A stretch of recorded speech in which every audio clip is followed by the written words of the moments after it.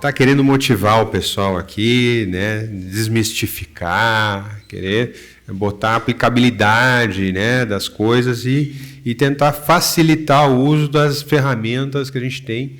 E para isso as pessoas têm que se sentir confortáveis, né, com isso aí. Né? Então, de certa forma, foi por isso que a gente estava conversando sobre o eosinófilo, e o eosinófilo agora tem que ser o nosso Top Gun. Né? Então, a gente quer usar essa ferramenta de maneira muito frequente dentro do dia a dia e tem que tornar isso fácil e prático para os nossos colegas aqui na implementação. Quando me falaram do uso do eosinófilo na asma, no DPOC, há uns 10 anos atrás, no meu consultório, eles me perguntaram assim, e aí, doutor, o que tu acha? Tu acha que vai pegar isso aqui? Uns 10 anos atrás, e eu assim, esse traço aqui não vai dar certo. Isso não vai dar certo. Pô, o cara vem no teu consultório, faz a espirometria, aí tu tem que pedir um hemograma, e vai lá, e tem que fazer, e volta. Não vai dar certo. Aqui o negócio aqui é papum, o pneumologista gosta de resolver tudo na hora. Mas aí que veio... já não estou acostumado.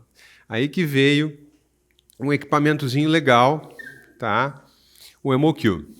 Esse é o HemoQ, né? É um aparelho de leucograma, né? Que com uma gotinha de sangue tu consegue em 5 minutos ter um resultado do eosinófilo no teu consultório. Né? Então isso aí mudou, né, a praticalidade do troço dentro da estrutura, dentro da nossa rotina aqui dentro do Hospital do Pulmão. Isso aí realmente facilitou para nós de sobremaneira a aplicação dessa estratégia do eosinófilo, né, na nossa prática clínica.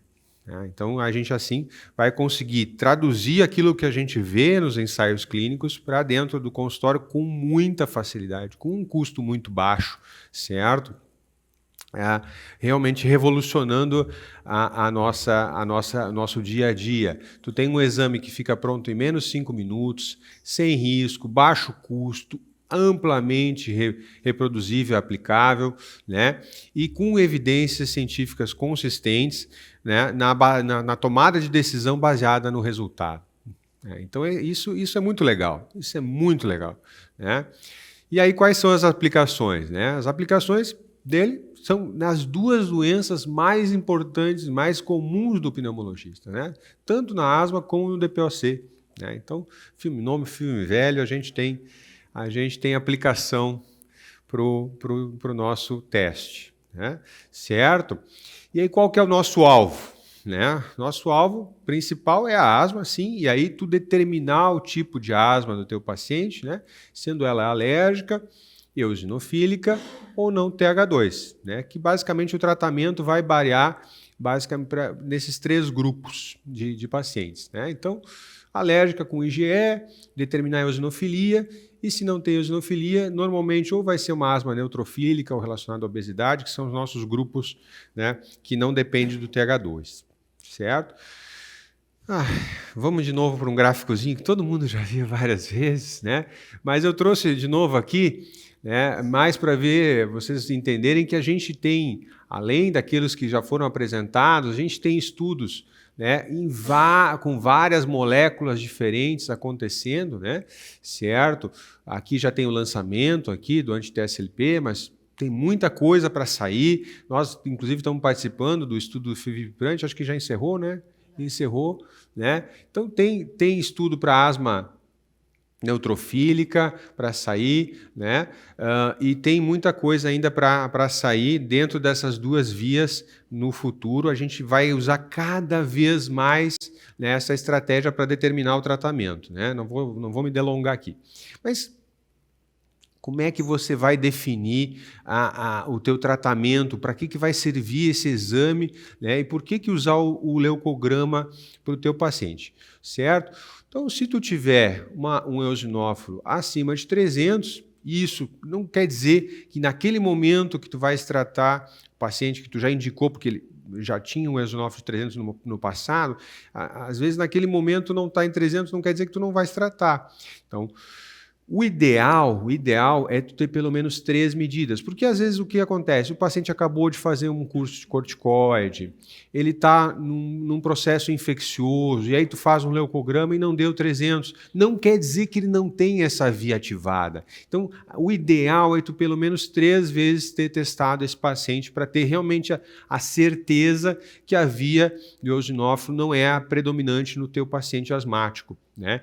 Isso é uma estratégia muito eficaz, certo? Tu tem que determinar o IgE, né? O que a doutora Marina, né, falou sobre o exame de escarro para definir a rota terapêutica da asma. Deus é testemunha que a gente tentou, né, Marina? Foi um esforço homérico para tentar fazer o escarro induzido, mas tem muito problema. O paciente não tem catarro, né? O nosso paciente asmático, em geral, não tem secreção, a não ser quando está infectado, certo? Bem difícil de colectar, a técnica é difícil, né? Então, que outras maneiras a gente poderia tentar avaliar a rota terapêutica? Broncoscopia? Broncoscopia é caro, é complicado, é invasivo, né? Certo? E, claro, a gente usa também a estratégia do feno, mas ele isoladamente não consegue definir a nossa rota terapêutica. Quando a gente tem, então, a eosinofilia diagnosticada, né, você tem que abrir o leque da causa da eosinofilia, né? Então, como a doutora falou, a gente tem que pensar, né, na síndrome hipereosinofílica. A eosinofilia também pode se dar pelo fato da rinite, ou o paciente pode também estar infectado, né, pode estar com a verminose. No nosso meio a prevalência é menor, mas tem que pensar, já tivemos casos bem bonitos aí dentro da estrutura, né, uns videozinhos bem bonitos de broncoscopia, né, certo, recentemente. Então, a gente tem que determinar bem a causa da eosinofilia para depois partir para o tratamento, certo? E lembrar que o tipo eosinofílico da asma, ele determina em torno de 80% do nosso paciente asmático, né? Então, se você perseguir esse diagnóstico, provavelmente 80% dos pacientes vai ter eosinofilia. E a contagem elevada dos eosinófilos vai se correlacionar diretamente com o controle da doença, com os desfechos e a gravidade. E, principalmente, a resposta ou não à corticoterapia. Então, se você perseguir, você vai encontrar, certo? Mais um gráfico que ninguém conhece, mas é importante, né, para a gente entender que para você tipificar o seu paciente, você vai precisar fazer o uso dessa ferramenta do leucograma para determinar a contagem de eosinófilos e assim determinar a estratégia para o STEP 5, que você, qual medicamento vai usar, certo? E aí, determinando que o paciente é eosinofílico, você vai poder escolher de maneira melhor qual biológico usar. Se o paciente, eventualmente, nem eosinofílico provavelmente você vai tentar alguma coisa que atue muito alto na cadeia inflamatória, como o TESE, que também trata doença neutrofílica, né? Se você optar por o anti-L5, você vai ter que escolher entre esses dois. A gente tem a disponibilidade desse no SUS, os convênios têm uma facilidade maior de prover, né? E, claro, se o eosinófilo for baixo, você eventualmente vai optar por um paciente com IgE alterada com um omalizumab, né? Certo? Mas não é só na asma que o eosinófilo vai ser importante, né? Não querendo fugir da asma, né? Mas muitos pacientes com DPOC têm asma como sobreposição e muitos pacientes são eosinofílicos e não são asmáticos né, com DPOC. Então, 38% dos pacientes com história de asma e DPOC têm eosinofilia. 35% dos pacientes com DPOC sem história de asma têm eosinofilia. E, claro, que não só as exacerbações são importantes para definir quais vão responder ao corticoterapia inalatória, mas também aqueles que têm mais de 300 eosinófilos, né? Agora, essa estratégia do uso do corticoide inalado dentro da nossa estrutura de certa forma, minimizado os riscos relacionados ao uso do corticoide inalatório. Então, é muito prático receitar o Alenia que tem no SUS, né? E todo mundo usa.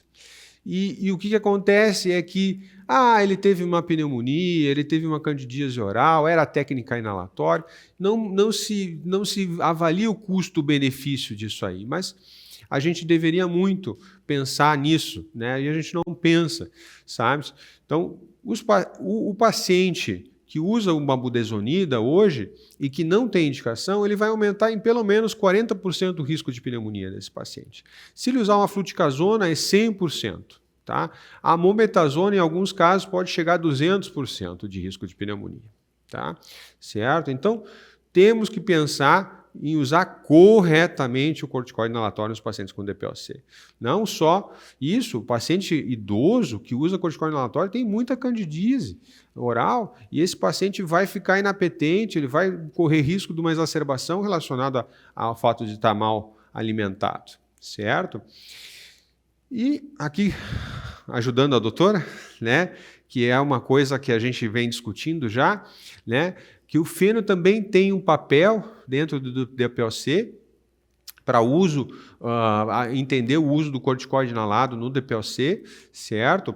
Então, os pacientes que têm feno de 20 a 35, 46% deles têm uma resposta ao uso do corticoide inalado e, com certeza, acima de 35, né, 90% vão ter resposta ao corticoide inalado e essa foi a resposta dos pacientes relacionadas à eosinofilia, né? Certo? Nos pacientes DPOC, certo? Então, o estudo que mais me marcou em relação à questão da eosinofilia e o DPOC foi o estudo ETHOS, né? Estudo mega trial, né? Mais de 8.000 pacientes, tá? Certo? Que mostrou claramente, né, a redução do índice de exacerbações, mas também mostrou redução de mortalidade e que depois se confirmou no IMPACT e outros trials posteriores de grande volume de pacientes, onde a gente tem claramente, a partir de 150 eosinófilos, uma redução no número de exacerbações comparado com os pacientes que não usaram corticoide inalado. Então, está claro que essa intervenção ela é simples, ela é barata, ela é fácil de realizar, certo? Não tem um risco associado e o não uso dela implica o uso de uma medicação que tem riscos associados, certo? Então, vamos entrar no fluxograma, né? Vamos começar realmente a usar com critério o corticoide inalado dentro do DPOC, certo? Obedecendo esse fluxograma proposto, onde o paciente de baixo risco vai usar o LABA/LAMA isoladamente, se ele tiver abaixo de 100 eosinófilos, certo? Que ali, com certeza, o medicamento só vai dar prejuízo para o paciente, certo? E se ele tiver acima de 300, tem toda a indicação de usar o corticoide inalado, com certeza. Quando tem entre 100 e 300, se ele tiver uma exacerbação severa ou duas moderadas, tem indicação. Nos pacientes de alto risco, a gente deve seguir a mesma estratégia, né? Certo? E é importante lembrar que abaixo de 100 eosinófilos é muito mais importante a gente partir para outras tentativas terapêuticas do que ficar focando, né? E dentro da nossa estrutura hoje, lembrar que a gente está usando muito LABA e deixando um pouco para trás o LAMA. Vamos tentar cada vez mais usar o LAMA aqui, que a gente tem visto pouca prescrição frente ao custo, né, que acaba impactando o nosso paciente, mas nosso maior medo ainda é o fato da gente estar provocando efeitos colaterais importantes em alguns pacientes frente à facilidade da prescrição do corticoide inalado nesses pacientes. Perfeito? Acho que é aí. Sim, o último. Então, só lembrando também, história de infecção micobacteriana. Tá, certo? Eu tinha esquecido desse detalhezinho. Então, o paciente que tem história de infecção micobacteriana, e a gente tem uma taxa de prevalência no nosso meio de em torno de 30 pacientes por 100 mil habitantes de tuberculose, é um número alto, 10 vezes maior que o americano. Então, esses pacientes com certeza vão ter problemas com o uso do corticoide inalado e a mensuração dos eosinófilos também é importante, né, nessa situação. Perfeito? Acho que é isso aí. Rapidinho. Eu tentei. Pode falar. Pode, claro.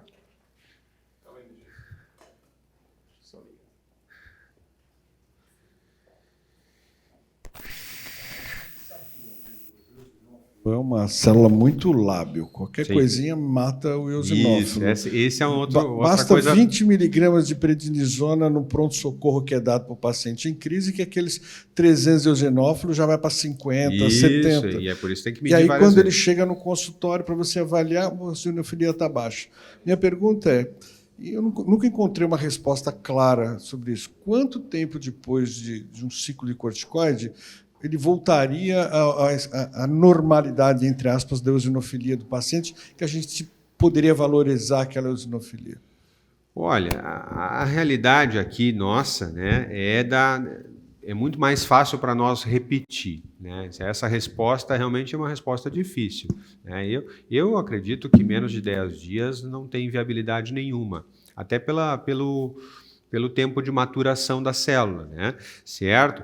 Mas uma coisa importante que a gente menospreza, e dentro da pesquisa a gente teve bastante problemas em relação a isso, é a questão da mortalidade celular. A mortalidade do eosinófilo. Então, às vezes, o teu paciente vai coletar um leucograma, um hemograma num laboratório e ele vai num posto de coleta. E desse posto de coleta até onde vai processar o exame, já morreu uma cacetada de eosinófilo. Certo? Porque é uma célula que tem uma morte muito rápida.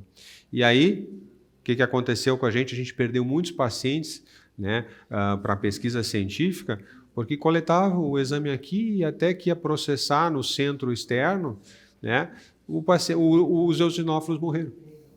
Tá? Então, não só o fato de que ele tem muita interferência e por isso as medidas repetidas são importantes, né?